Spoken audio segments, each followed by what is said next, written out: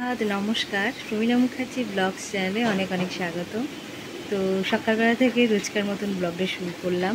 আশা করি তোমরা সবাই ভালো আছো, আমিও ভালো আছি। চলো তবে দেখতে থাকো। আজকে কচুর তরকারি বানাচ্ছি, নিরামিষ খাচ্ছি না, মানে মাছ মাংস খাচ্ছি না, মানে পুরোপুরি নিরামিষ না।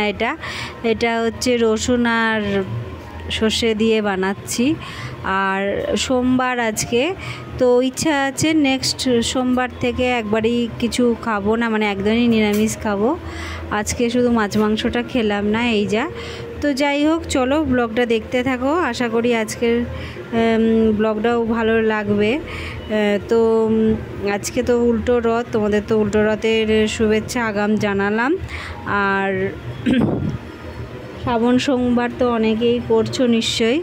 তো যাই হোক, সোমবার তো 22, আমি তো ভেবেছিলাম 22 তারিখ থেকে সোমবার পড়বে। তো যাই, অনেকে তো মনে হয় আজ থেকে স্টার্ট করে দিয়েছে।